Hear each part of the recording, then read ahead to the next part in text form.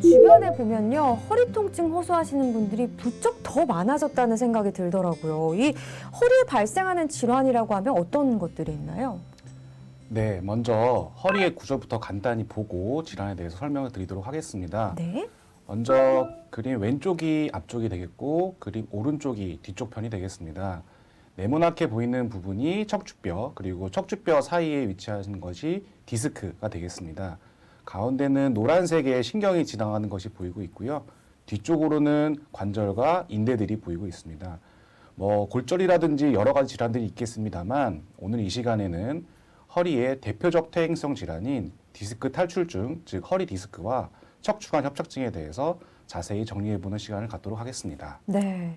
가끔 보면 이 허리 디스크하고 척추관 협착증을 좀 같은 질환이라고 착각하는 경우도 되게 많으신 것 같더라고요. 이 질환의 차이가 확실히 있는 거죠?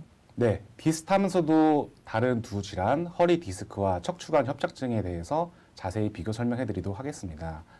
먼저 발생 원인부터 보시면 허리 디스크의 경우에는 퇴행성 진행으로 생긴 약해진 디스크가 튀어나오면서 신경을 압박하는 것이 원인이 되겠고, 척추 협착증의 경우에는 퇴행성 변화, 그 중에서도 주로 황색인대가 두꺼워지면서 신경이 지나가는 길인 척추관을 좁게 만들어서 신경을 누르고 혈액순환을 방해해서 여러 증상이 나타나게 되겠습니다.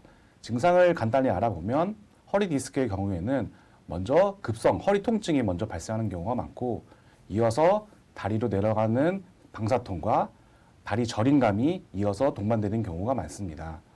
허리를 굽힐 때 증상이 더 심해지는 경우가 많고요. 앉아있다 일어날 때라든지 자세 변화 시에 더 심해지는 경우가 많습니다. 오히려 가만히 서 있거나 누워있는 경우에는 통증이 호전되는 경우가 많습니다. 척추관 협착증의 증상으로는 허리 디스크에 비해서는 허리 통증은 덜하지만 주로 하지 증상, 다리 쪽으로 쥐가 난다, 저린다, 다리 통증이 더 심하다고 표현하시는 분들이 많습니다. 또한 허리 디스크의 경우에는 허리를 굽힐 때 통증이 심해지지만 척추 협착증의 경우에는 허리를 숙이면 통증이 감소하게 되는데요. 걸을 때 통증이 더 심해지기 때문에 걷다가 앉아서 허리를 굽혀서 쉬고 다시 걷고를 반복하는 환자분들이 많습니다.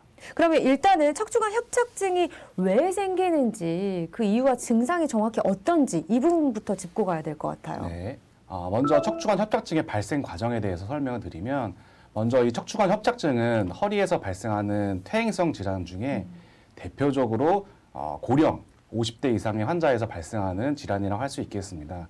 정상 척추 부분에서 이렇게 허리를 많이 사용을 하게 되고 오랜 기간 노화가 진행이 되면서 여러 퇴행성 변화가 생기게 되는데요. 먼저 디스크의 경우 눌리고 딱딱해지면서 뒤쪽으로 튀어나와서 신경을 누르게 됩니다. 디스크 변성이 일어나는 과정이고요. 이어서 뒤쪽에 위치하는 황색 인대가 두꺼워지면서 신경을 역시 누르고 신경이 지나가는 길인 척추관을 좁게 만드는 척추관 협착증이 진행이 되게 되는 것입니다. 이를 통해서 다양한 증상들이 발생하게 되는데요. 척추관 협착증의 증상을 하나하나씩 보게 되면 앞에 설명드렸듯이 허리 통증보다는 하지 증상, 즉 다리가 저리고 불편한 증상이 주가 되는데요. 환자분들께서 표현하는 방식이 다양합니다. 다리가 시리고 저린다, 쥐가 난다, 뭉친다, 어떤 분 같은 경우에는 고춧가루를 뿌린 것처럼 화끈화끈 거린다, 이렇게 표현하시는 분들도 많습니다. 그리고 주로 보행 시에 통증이 심해지는 경우가 많아서 조금만 걸어도 다리가 저리고 아파서 앉아서 쉬었다 가야 되고, 이것을 반복하기 때문에 여러 일상생활에 있어서 불편감을 느끼는 환자분들이 많습니다. 또한 앞에 말씀드렸듯이 고령의 환자분들이 오랜 기간 통증을 안고 사시는 분들이 많아서 어떤 날은 통증이 악화되었다가 어떤 날은 또 통증이 호전되는 그런 양상을 보이고 있고요. 이를 통해서 병원에 제때 오지 못하고 진단 및 치료가 늦어지는 환자분들이 많이 있습니다. 그럼 이 증상들이 나타났을 때 어떤 치료법들이 있을까요? 네, 단계별 치료법에 대해서 설명을 드리면 총 3단계로 나뉘게 되는데요. 먼저 허리 주변의 통증만 시작되는 초기 단계의 경우에는 약물 치료와 우리가 흔히 알고 있는 물리치료, 도수치료를 통해서 통증이 호전되고 증상이 호전되는 경우가 많습니다. 이러한 치료들을 보존적 치료라고 하는데요. 이런 보존적 치료를 진행하였음에도 통증이 계속 지속되고 하지 쪽 증상, 엉치가 시리고 저리다, 다리가 시리고 저리다, 이런 증상까지 진행이 되게 되면 중기 단계로 넘어가게 됩니다. 이런 중기 단계에서는 우리가 흔히 말하는 시술, 즉 비수술적 치료가 필요한 단계가 되겠습니다. 네, 이러한 비수술적 치료에는 풍선 확장술, 신경 성형술, 그리고 레이저 고주파 치료 등이 있겠습니다. 또한 이러한 중기에 해당하는 비수술적 치료를 진행하였음에도 계속하여 통증이 진행이 되어서 이제는 서 있지도 못하고 걷지도 못하고 심한 보행장애와 동반되어 일상생활에 지장이 발생하는 말기 환자분들 같은 경우에는 결국 양방향 내시경과 같은 수술적 치료가 필요하겠습니다. 네, 이게 비수술적 치료에 관심이 요즘 워낙 많으시다 보니까 근데 치료했는데도 이게 호전되지 않으면 또 걱정이 엄청 많으실 거 네. 아니에요. 그래서 오늘 이 양방향 척추 내시경에 대해서 좀 더 자세히 설명을 해주시면 아마 시청자분들께 도움이 되실 것 같은데 어떤 치료법일까요? 이 양방향 척추 내시경 수술은 기존 척추 수술의 단점을 보완한 최신 치료법이라 할 수 있겠습니다. 이전 기존 수술법 같은 경우에는 약 3에서 5cm 정도의 절개를 하고 정상 조직을 일부 손상을 시킨 상태에서 수술이 진행되었다고 하면 이 내시경 수술 같은 경우에는 빨대 크기의 얇은 내시경이 들어갈 정도 공간만 약 1cm 미만으로 절개를 하고 수술 진행이 가능하기 때문에 기존 수술법에 비해서 수술 이후에 수술 부위의 통증이 현저히 적은 장점이 있겠고 정상 조직의 손상을 최소화하기 때문에 수술 이후에 재활 및 회복이 빨라 일상생활로 복귀가 빨라지는 장점이 있어서 환자분의 만족도도 매우 높은 것이 현실입니다. 말기까지 진행된 협착증 같은 게 황색인대 제거술 이 부분도 아까 언급을 해주셨는데 이거는 어떤 치료법이죠? 왼쪽 그림부터 보시면 먼저 앞서 말씀드렸듯 그 노란색으로 보이는 황색인대가 두꺼워지면서 아래쪽에 있는 신경을 꽉 압박하고 있는 사진이 보이고 있습니다. 그래서 이 내시경을 이 두꺼워진 황색인대로 접근을 하여서 두꺼워진 황색인대를 제거하게 되면 아래쪽에 보였던 눌려있는 신경 압박이 풀리게 되고 좁아져 있던 척추관이 넓어지게 되면서 증상이 호전되는 원리입니다. 이분은 65세 여성분이시고요. 남편분하고 같이 내원을 하셨던 케이스였습니다. 이분은 아프시기 전에는 남편분하고 산책도 잘 하고 특히 걸을 때 통증이 없었던 환자분이셨는데요. 예. 몇 년 전부터 조금만 걸어도 다리가 터질 것 같은 증상이 발생하였고 점점점 증상이 심해져서 이제는 잘 걷지 못할 정도로 통증이 심해지셨다고 하셨습니다. 가만히 누워 계시면 통증은 감소하는데 걸으려고만 하면 통증이 악화가 되고 예. 1, 2년 전부터는 심지어 다리 감각이 떨어지면서 만질 때 내 다리가 아니고 남의 살 같다 이렇게 표현하실 정도로 증상이 네. 심해져서 동네 병원에서 약물 주사 치료를 하셨는데요. 결국 또 호전이 없어서 대학병원 진료까지 보셨습니다. 대학병원에서는 허리에 나사못을 박는 큰 수술을 권유를 받으셨고 예. 고민을 하시다가 내원을 하셨습니다. MRI를 보시게 되면 앞에 환자분들과 다르게 총 3군데에서 협착증이 있는 것이 확인이 되었고 전신 마취와 그 다음에 크게 절개를 해서 그 다음에 수술을 진행을 하는 나사모 수술보다는 최소한의 절개로 수술이 가능한 양방향 내시경 황색인대 제거술 수술을 권유를 드렸고요. 수술 이후에 좁아졌던 부분들이 모두 넓어지면서 파란색 화살표 부분들을 보면 신경 내려가는 길이 뻥 뚫려 있는 것이 확인이 되고 있습니다. 환자분 증상도 모두 호전되어서 아주 즐거워하시면서 네. 만족해하시고 퇴원했던 케이스가 되겠습니다. 이번에는 허리 디스크에 대해서 정리를 해드리도록 하겠습니다. 우리가 흔히 말하는 허리 디스크, 정확한 진단명은 아니고요. 예. 추간판 탈출증이 정확한 진단명이 되겠습니다. 통상 허리 디스크라고 하는 이 추간판 탈출증은요, 결국에는 허리에 하중을 주는 여러 가지 원인들, 예를 들면 잘못된 자세라든지 아니면 오래 앉아있는 직업적 무리한 작업이라든지 운동 부족에 의해서 허리 근육이 약화되었다든지 이런 여러 가지 원인들에 의해서 결국 허리 디스크에 퇴행성 변화가 생기면서 디스크가 딱딱해지고 변성이 오면서 뒤쪽으로 돌출이 되고 심한 경우에는 약해진 부분이 파열이 되면서 디스크가 흘러나와서 뒤쪽의 신경을 누르는 질환을 말합니다.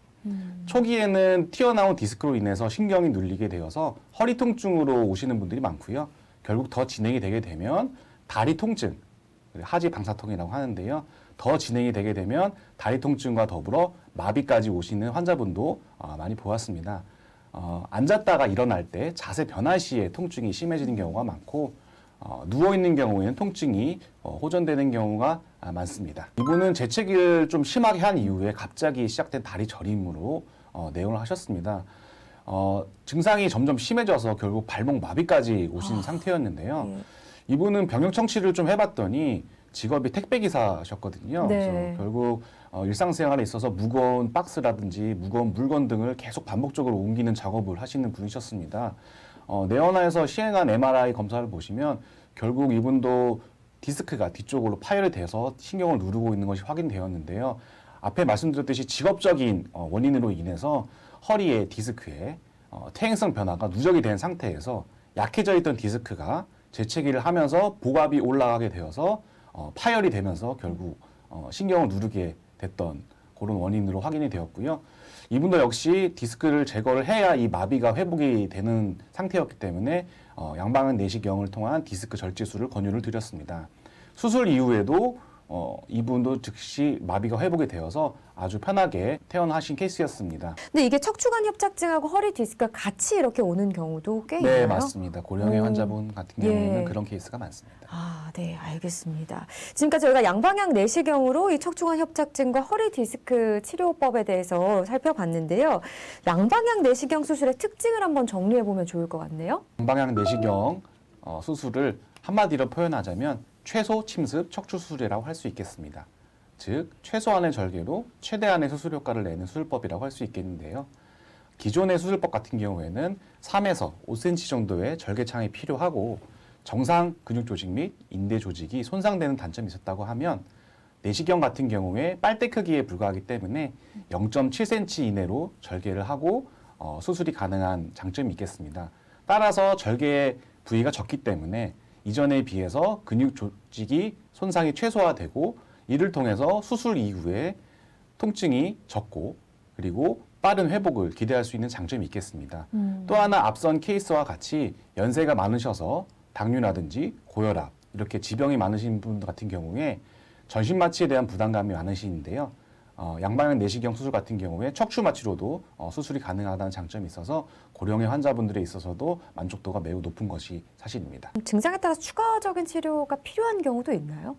네, 영상을 보시면 양방향 내시경 수술을 시행한 이후에 대부분에는 큰 문제가 없는데요. 예. 노령 분이시라든지 여성분 같은 경우에는 뒤쪽 인대가 약해진 경우가 많습니다. 이런 분들 같은 경우에는 뒤쪽 척추 인대를 재건하는 척추 인대 재건술이 필요한 경우가 있습니다. 뒤쪽에 약해진 인대를 제거를 하고 그림에서 보시는 실리콘 조직을 안쪽에 끼워 넣어서 아래 위쪽 인대를 단단하게 잡아줌으로써 인대의 강화를 유도를 하고요. 뒤쪽 척추의 근육을 강화시키는 효과가 있어서 수술 이후에 통증을 줄여주는 효과도 있겠습니다. 황색인대 제거 후에 인대 재건술의 특징에 대해 설명을 드리겠습니다. 결국은 노인분이라든지 여성분 같은 경우 인대가 약해진 경우가 많아서 수술 이후에도 허리 통증이 계속 남아있는 경우가 있습니다. 이렇게 약화된 후방부의 인대를 보강을 해서 척추의 불안정성을 예방을 하게 되고요. 수술 이후에 발생할 수 있는 허리 통증을 개선시킬 수 있는 그런 효과가 있겠습니다. 또한 앞에 말씀드렸듯이 마산모 수술 같은 경우에는 큰 수술이고 또한 척추의 움직임을 제한시키는 수술이었다고 하면 인대 재건술 같은 경우에는 척추의 모든 움직임을 가능하게 하고 그 기능을 유지시키는 특징이 있어서 수술 이후에도 허리를 움직이는 데 전혀 지장이 없는 그런 이점이 있겠습니다. 또한 전신 마취가 필요 없고요. 하반신 마취를 통해 수술 시간이 짧고 출혈량이 적어서 수술 당일부터 바로 보행이 가능하겠습니다. 근데 이게 좋은 치료법이고 환자분들한테 도움이 될 수 있는 치료법이라는 거는 알겠는데 그래도 뭐 부작용을 저희가 간과할 수가 없고 그리고 주의사항 같은 것도 있을 것 같거든요. 어떤 것들이 있을까요? 네, 수술 이후의 부작용은 예. 수술 이후에 통증이 있기 때문에 최소 한 달 정도는 무리한 물건을 들거나 오래 앉아있는 자세는 피하는 것이 좋겠습니다. 또한 결국 치료보다 중요한 게 예방이거든요. 예. 나빠지기 전에 예방하는 것이 가장 좋겠고요. 수술한 이후에도 통증이 재발하지 않도록 자세 좀 조심을 하시고 무거운 물건을 드지 않는 그런 예방을 하시는 게 중요하겠습니다. 그러니까 결국은 관리를 잘 해야 되는데 관리를 스스로도 하셔야겠지만 점검을 꼭 받으시는 것도 굉장히 그렇습니다. 중요하네요. 근데 그보다 더 중요한 게 말씀 중에 얘기하셨지만 예방인 것 같습니다. 이게 평상시에 저희가 좀 예방할 수 있는 방법이 있다면 척추 노화를 조금이라도 좀 늦출 수 있지 않을까라는 생각도 들거든요. 뭐 예방할 수 있는 방법이 좀 없을까요? 허리 통증을 예방하는 방법이요. 예. 네. 그래서 집에서 할 수 있는 간단한 운동법 2가지 정도만 소개를 시켜드리려고 합니다. 예. 브릿지 운동과 우리 흔히 알고 있는 플랭크 운동인데요.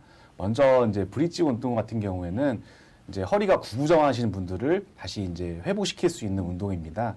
바로 누운 상태로 두 손을 바닥에 짚으시고요. 무릎은 세운 상태로 시작을 합니다. 그래서 양 발로 허리를 들어올리는 자세를 취하게 되면 허리 뒤쪽에 있는 근육을 단련시키는 효과가 있고 또한 고관절 스트레칭 효과가 있어서 허리 통증을 예방할 수 있는 운동법이 되겠습니다. 네. 또한 플랭크 운동은 코어, 우리가 흔히 말하는 복근이라고 하죠. 가운데 근육을 단련시키는 운동으로서 위쪽과 같은 자세를 먼저 취한 후에 힘을 주면서 복근에 힘을 주면서 허리와 전신의 근육을 단련시키는 운동인데요. 요거는 노인분들이 하시기는 조금 어렵기 때문에 젊으신 분들이 자기가 할 수 있는 범위 내에서 시행을 하시는 것이 좋겠습니다. 네, 연령에 따라 조금씩 운동법이 달라질 수 있다는 거 참고를 해주셔야 될 것 같고 제가 요즘 이게 안 되더라고요. 더 열심히 운동을 해야겠다는 생각이 들었습니다. 근데 이게 또 시술이나 수술을 하고 나서는 운동법이 또 좀 다를 수도 있잖아요. 수술 후에는 어떤 운동법이 좋을까요? 네, 시술과 수술 이후에 좋은 운동법은 맥킨지 운동이라고 있습니다. 왼쪽에 보시는 바와 같이 엎드린 상태에서 시작을 하고요. 역시 양 팔로 바닥을 지지하면서 허리를 뒤쪽으로 들어올리는 운동입니다. 이렇게 되면 굽은 허리를 펴주고요. 허리 뒤쪽에 위치하는 근육들을 단련시키는 효과가 있어서 뒤쪽 근육을 단련시킴으로 인해서 허리 통증을 호전시키는 효과가 있고요. 서 있는 상태에서도 가능하거든요. 우리가 기지개 피는 자세와 똑같습니다. 뒤쪽으로 허리를 쭉 스트레칭을 해주면서 뒤쪽 허리 근육을 강화시키는 운동이고 가장 큰 장점은 어느 장소라 어느 시간에서도 가능한 그런 운동이라고 할 수 있겠습니다. 네, 시술, 수술 후 좋은 운동법이라고는 했지만 평상시에 저것도 조금씩 해주면 도움이 되겠네요. 되게 시청자 여러분 많은 도움이 되셨을까요? 허리가 이렇게나 중요합니다. 늘 바른 자세, 생활습관, 운동도 꼭 잊지 마시길 바라겠습니다. 오늘 여러 얘기를 해주셨는데요. 도움 말씀 주신 신경외과 조현우 원장님 정말 고맙습니다. 네, 감사합니다.